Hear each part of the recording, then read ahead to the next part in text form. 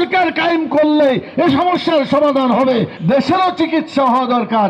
বাংলাদেশ দীর্ঘদিন ধরে এই অসুস্থ রোগে ভুগছে। দেশের চিকিৎসা হলে জনগণের চিকিৎসা হবে অটোমেটিক ইনশাআল্লাহ। এখানে সত্যিকার মানুষ তার অধিকার ফিরে পায় নাই। খাদ্যের অধিকার নাই, বস্ত্রের অধিকার নাই, শিক্ষার অধিকার নাই, চিকিৎসার অধিকার নাই, বাসস্থানের অধিকার নাই। আপনি প্রেস ক্লাবে যান, দেখবেন সেখানে শত শত নয় হাজার হাজার শিক্ষক আজকে তারা পথে বসে আছে। কারো এমপিওভুক্ত হয় নাই, কারো বেতন পায় না, বিভিন্ন সমস্যায় তারা জর্জরিত। কোনো উপায় না পেয়ে এসে তারা প্রেস ক্লাবের সামনে অবস্থান করছে দিনের পর দিন, সপ্তাহের পর সপ্তাহ, মাসের পর মাস তারা সেখানে অবস্থান করছে, অথচ তাদের কোনো সত্যিকারভাবে সুরাহা করতে পারছে না। দেশের সরকার যদি ভালো হতো, সরকার যদি জনগণের প্রতি দায়িত্বশীল হতেন, তাহলে বলেন এরকম অবস্থা কি হতো? মোটেই হতো না। সেই জন্য আগামী দিনে একটা ভালো সরকার আমাদেরকে তৈরি করতে হবে। রাসূল সাল্লাল্লাহু আলাইহি ওয়াসাল্লাম বলেছেন, ভালো সরকার হচ্ছে ওই সরকার যে সরকার জনগণকে ভালোবাসে এবং জনগণও সরকারকে ভালোবাসে, এটার নাম হলো ভালো সরকার। আর খারাপ সরকার হচ্ছে সেই সরকার যে সরকার জনগণকে ভালোবাসে না এবং জনগণও সরকারকে ভালোবাসে না। আপনার কি ভালো সরকার পেতে চান? তাহলে আপনাদেরকে দুটা শর্ত পালন করতে হবে, যে আমরাও সরকারকে ভালোবাসবো, সরকারও আমাদেরকে ভালোবাসবে। এবং এই সরকার ইসলামী সরকার ছাড়া আর কোনো সরকারের ভাবে ভালো সরকার হওয়ার কোনো যোগ্যতা রাখে না। এটা পরীক্ষিত হয়ে গেছে। দীর্ঘ 54 বছর ইতিহাসে এই ধরনের কোনো সরকার আসে নাই। আপনারা দেখেছেন এই 54 বছরে একটা দল 4 বার ক্ষমতায় এসেছে, আরেকটা দল 3 বার ক্ষমতায় এসেছে, আরো খুচরা দল 2-1 বার ক্ষমতায় এসেছে।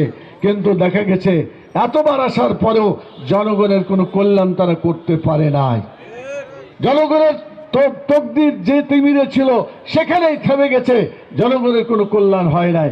এই জন্য ভালো সরকার গঠন করার জন্য আল্লাহ তাআলা কোরআন মাজিদে বলেছেন, অজালনি মিল্লাদুনকা সুলতানান নাসিরা, যে হে আল্লাহ তুমি আমাদেরকে সাহায্যকারী একটা রাষ্ট্র দাও, যে রাষ্ট্রে তোমার কোরআনের বিধান চালু হয়ে মানুষের কল্যাণ হতে পারে এমন একটি সরকার দাও।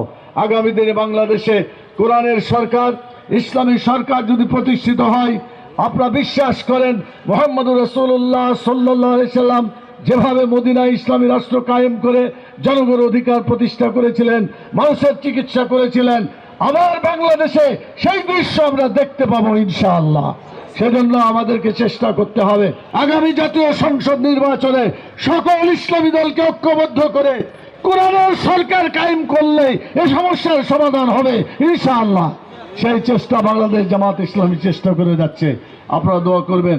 আমরা 5টা কথা বলেছি, এটা আপনাদের সংক্ষেপে বলেই শেষ করি।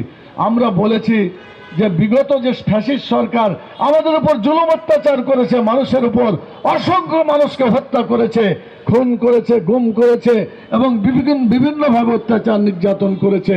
এই খুনি সরকারের যারা খুন করেছে তাদের সকলের বিচার হওয়া দরকার। এই অত্যাচারী যারা, খুনি যারা, তাদের যদি আজকে বিচার হয়, আগামী দিনে কোন খুনি আর অগ্রসর হবে না খুন করার জন্য।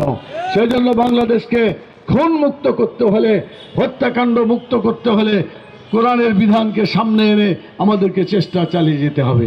আমরা দাবি করেছি সংস্কার করতে হবে। অতীতে যারা ফ্যাসিস্ট সরকারকে সহযোগিতা করেছিল, এই সহযোগী যারা প্রশাসনে আছে, অতীতের ফ্যাসিস্ট সহযোগী কোন প্রশাসনের লোককে দায়িত্ব পালন করার জন্য রাখা যাবে না। প্রশাসন থেকে তাদেরকে সরিয়ে দিতে হবে। নতুন লোক, নিরপেক্ষ লোককে এই প্রশাসনে নিয়োগ দিতে হবে।